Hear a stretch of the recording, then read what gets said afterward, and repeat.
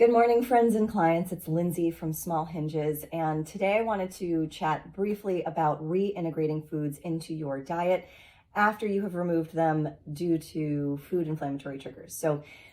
If you're watching this video, you've probably taken a food inflammatory test, whether it was through me or through somebody else.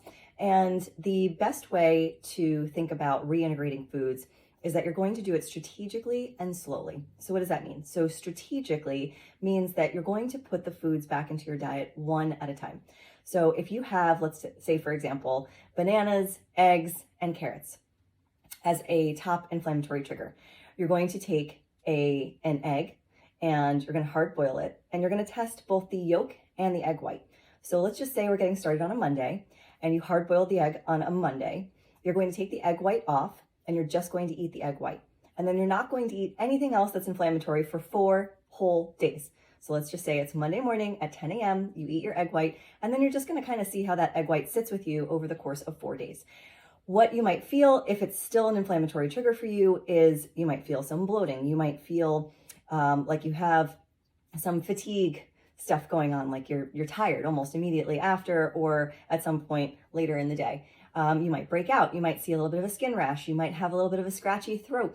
There's a lot of different things that can trigger once you are eating and reintegrating an inflammatory food. If you don't feel anything, then what I would say is maybe egg whites are now okay for you to reintegrate back into your diet. Okay, so that's the strategic part of it. On the 4th day or the 5th day, let's hard boil another egg. We will take the egg white off this time, discard it, and just eat the egg yolk. I know it's a little bit weird and a little bit funky, but you're going to do kind of the same thing. And then you're just going to wait for 4 days and see what happens. Bloating, night sweats, fatigue, skin issues, all the stuff that you were potentially feeling before. Okay, and then let's just say, you have something like a carrot or a banana. Try not to eat that food or reintegrate that food in something else. So like, don't put a banana into a smoothie, just eat a plain banana. With a carrot, don't cook the carrot, don't cook it in salt, water, don't boil it in maple syrup like I do sometimes for my kids.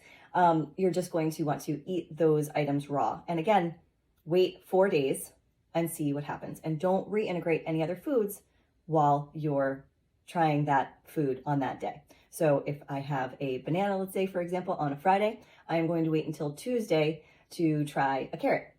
Okay, so that's the way to reintegrate foods. Now, what food should you reintegrate first? The foods that you should reintegrate first are the foods that you miss. So I really missed coffee. Coffee was on my list. I tried to reintegrate it and I did it the wrong way. I tried to reintegrate it with a little bit of almond milk, with a little bit of oat milk, maybe in an espresso martini. Not the best way to reintegrate the food. So what I did is I found a good organic coffee. I actually got Purity coffee.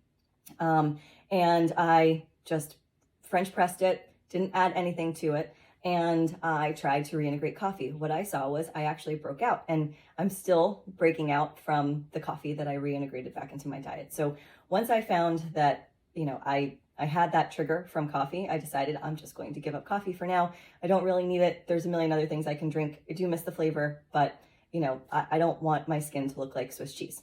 So that's one way of reintegrating stuff, is to pick what you like and what you miss. The other way of doing it is you can start with the least reaction. So if you've taken the test through me, anything that's in light green or yellow can be reintegrated within 2 to 4 weeks. So, and obviously, again, strategically, not all at the same time and not, in with other stuff. Anything that's in the orange area of the test, you should keep out for about 6 weeks and then start to reintegrate it back in.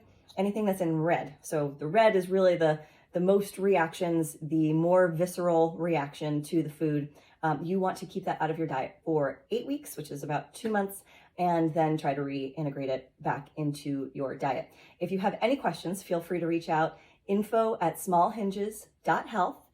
You can also follow us at Small Hinges on Instagram and DM or private message us there. Anyway, I hope this was helpful, and I look forward to seeing you soon.